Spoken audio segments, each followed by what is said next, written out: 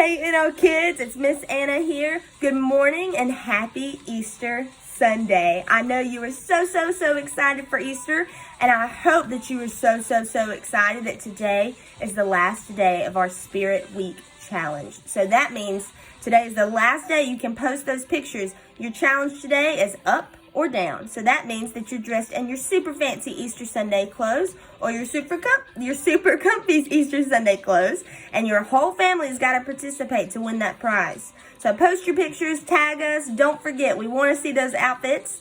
Now let's get started with our Easter Sunday message. Today our message is titled Above All, Crucified and Risen. It's from John chapter 18 and John chapter 20. So from last week, I'm going to catch you up a little bit, do a little recap.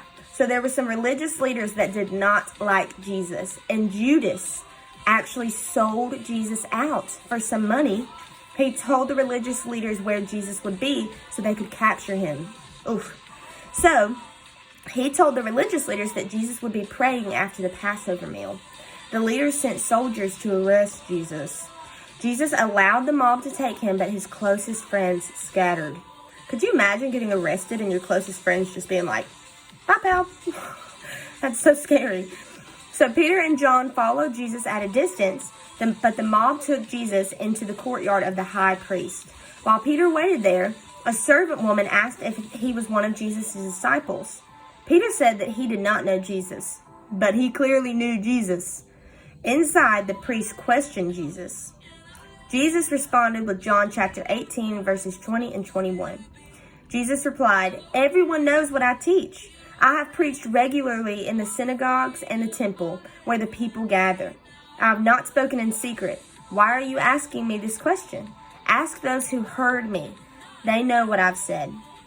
So Jesus is saying, I have not been teaching people in private. You know the things I've been teaching. So why are you asking like you don't know? In the courtyard, Peter stood with some people around a fire to keep warm. Someone else said, "Hey, do I recognize you? Are you one of those people that follows Jesus?"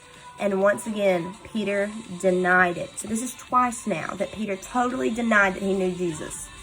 And then another man recognized Peter and asked if he had seen Peter in the garden with Jesus. He thought he recognized him from the garden with Jesus. And once again, Peter said no. The rooster crowed. So Peter was reminded. He remembered what Jesus said. Jesus told him he would deny him. And Peter was like, Jesus, I would never deny you. And now he's denied him 3 times.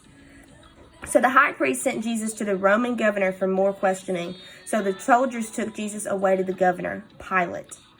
Pilate questioned the religious leaders to find out what charges they were making against Jesus.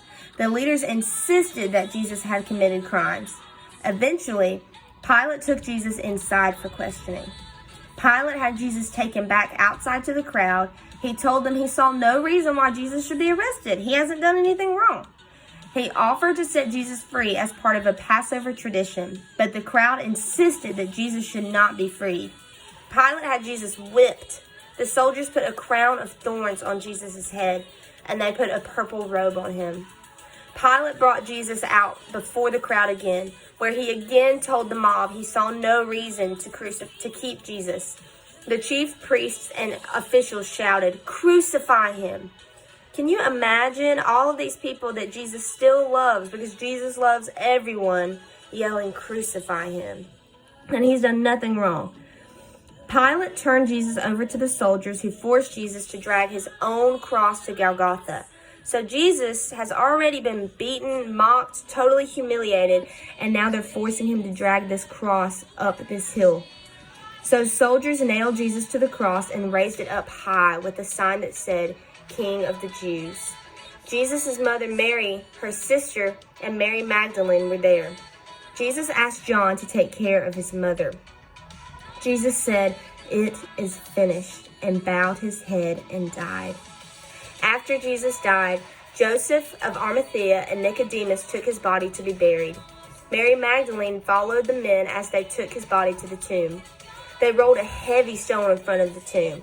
And when I say stone, I don't mean like a rock you pick up outside. I mean a stone, like bigger than you.